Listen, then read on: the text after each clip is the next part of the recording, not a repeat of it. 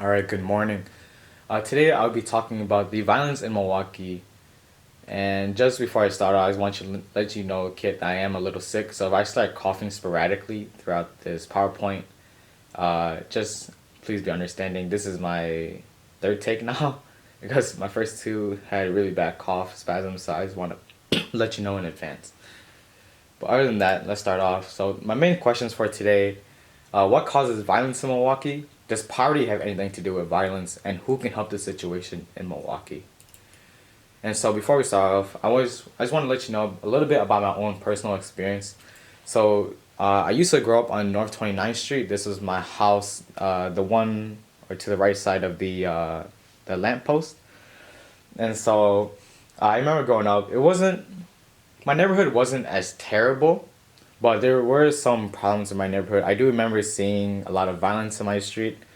I remember seeing a lot of people fight, a lot of people like having weapons out. And growing up, it was basically just kind of like the norm. People had weapons, firearms, anything like that. And it was just basically normal to see.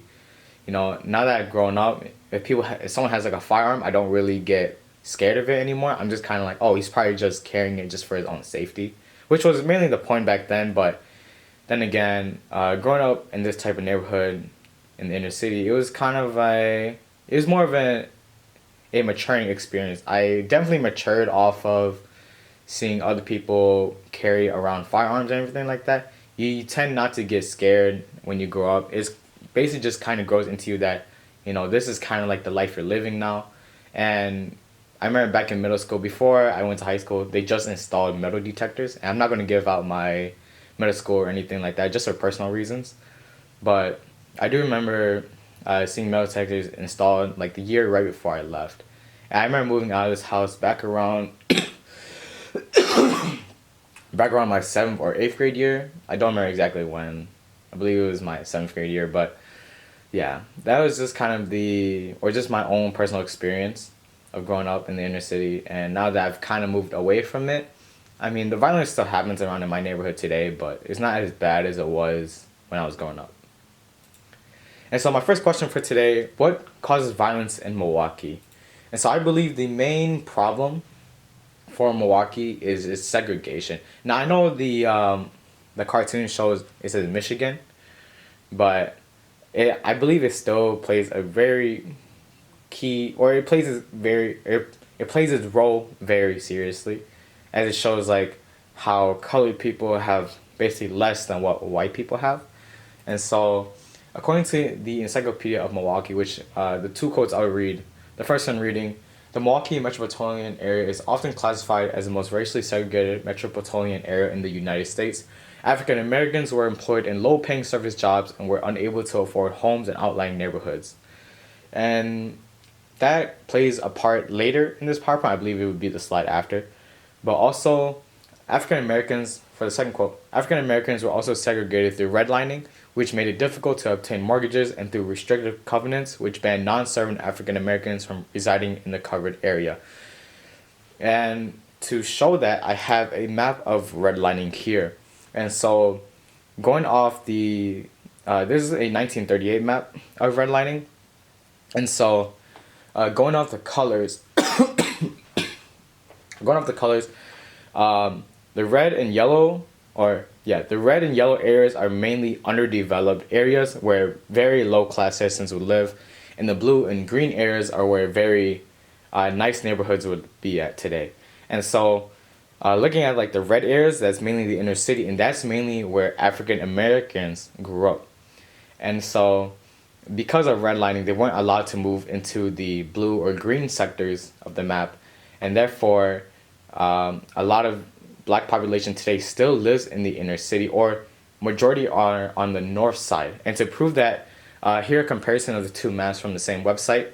And so, looking at the map on the left, it shows black, Hispanic, Asian, and white people living in the inner city area and cities around Milwaukee. So, an example would be like Whitefish Bay, or even here Shorewood on the right side of the map.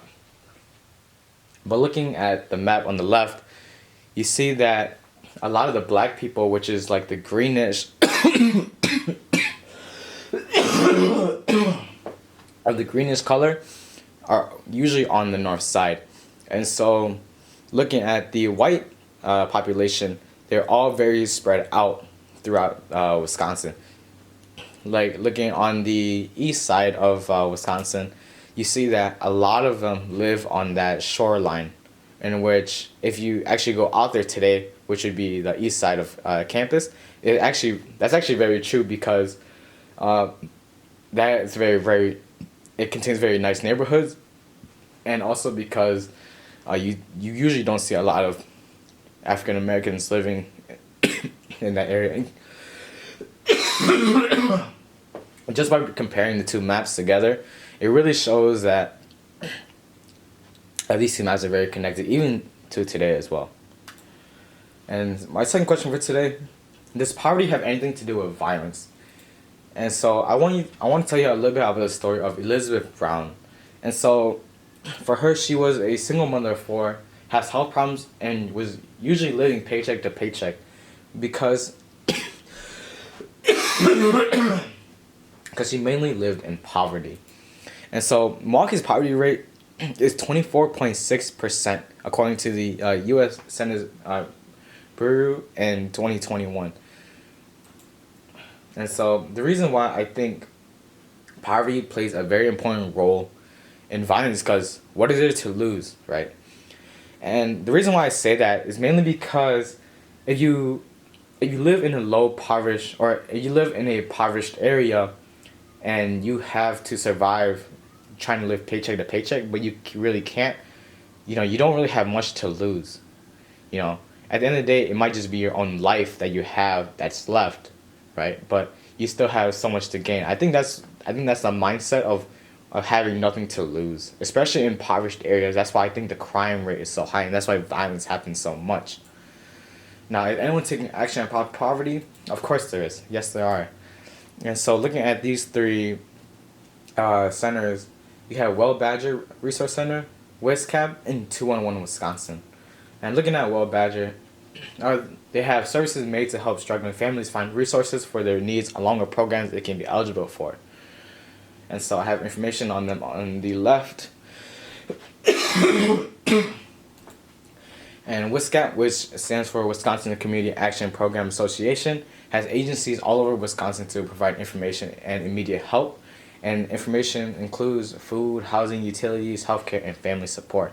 And on the left side, I have a bunch of their agencies all over Wisconsin. For example, for us, the nearest one to campus would be called our Lakeshore agency. And for 211 Wisconsin, they are active 24/7, 365 days out of the year. And they give you assistance for finding help with housing, utilities, food, employment, addiction recovery options, and they offer it in more than over 180 languages. I have information on them on the right side of the PowerPoint. And also along with state benefits as well, low-income households can benefit from from government services. So I know for my family, we actually do use food share and Medicaid. I know that child care expenses and income and job readiness for W-2 forms and Wisconsin shares, I know my family doesn't really have that. I know jobs do give out W-2 forms, but other than that, I know my family for sure benefits from food share and healthcare. And so for my last question for today, who can help the situation in Milwaukee? The two main stakeholders I have here are the Milwaukee Police and Cavalier Johnson, who is actually the mayor of Milwaukee. And first, I want to start with the Milwaukee Police Department because I actually had an interview with Jonathan Cruz through email. And he's from the District 3 police station in Milwaukee. And so I have two main questions. This is the first question I asked him. What do you think are the main causes for crime in Milwaukee? And he responded that there are several reasons crime is committed. There are several reasons crime is committed due to lack of resources and opportunities. Some crimes are out of desperation to provide and some are out of greed. I believe, in my own opinion, a main cause for crime is a normalization of crime culture and childhood trauma. So many juveniles within our city are being impacted by physical, mental, and spiritual trauma. Milwaukee has a lot of crime Milwaukee has a lot of crime opportunities, valuable items left in the open or in plain sight on the set, and someone breaks the glass to steal it. Cars left with the keys in the ignition, and someone has the opportunity to steal the vehicle. For my second question, what do you think can be the solution to help avoid crime in Milwaukee? And Officer Cruz said that a solution to help avoid crime is building bridges with the community and law enforcement. It takes a village and everyone should work together and come together and collaborate on what is best for the community. I believe some residents still do not have full trust in law enforcement, but there are some that have taken the leap of faith to trust the police department and nonprofits. And so my opinions on these two questions I asked Mr. Cruz, there were a lot more questions, but I believe these two are the main important ones for this PowerPoint. And I believe that because for the violence in Milwaukee, he is right. There are a lot of opportunities for crime to happen, mainly because of our own practices. We might leave something valuable in our car that's in plain sight and someone might just break in and steal it. I know that's a problem in California right now, but looking back in Milwaukee, that does happen as well. For example, with the Kia Boys incidents, where a bunch of Kia and Hyundai cars have been stolen because they're just very easy just to take control of. And for the second part of building bridges, I believe that Officer Cruz really gives a good explanation of why people should trust, or why people should start trusting the police more. By building a bridge between the community and the police departments, it allows for a better connection of allows for a better connection overall. And so my second stakeholder is Cavalier Johnson, who is the mayor of Milwaukee. And so what has Johnson done since he has came to office in 2021? His main goals were to reduce violence, have economic development, and roadway safety.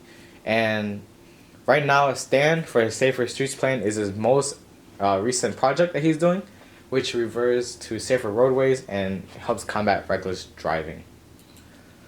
And one last stakeholder that I do have, it's us as Milwaukee residents. I believe that for us, it really plays a part that we are the future. We are the future leaders in this community, and we are the ones to help lead it. Like what Officer Jonathan said, that building bridges between the police department and the communities is very important. By allowing us to build together as a community, it helps strengthen our future, our future for the city. And I believe that community really can play a big part in making Wisconsin a better area. Now, I'm not saying Wisconsin is a bad area. I'm sorry, not Wisconsin. Milwaukee is a bad area. I know that in another question I asked Officer Jonathan, he said that Milwaukee is thriving currently. There will always be a couple of bad apples, right? We always see videos about bad cops doing this, doing that, but not everyone is bad. It's the same with the community. We might have, your street might be full of nice people. There may be just one house or one person in a house that might be causing all the problems, right? And I believe that having a community bond together really plays a big part in the future leadership of our city. Thank you. Here are my sources. Thank you.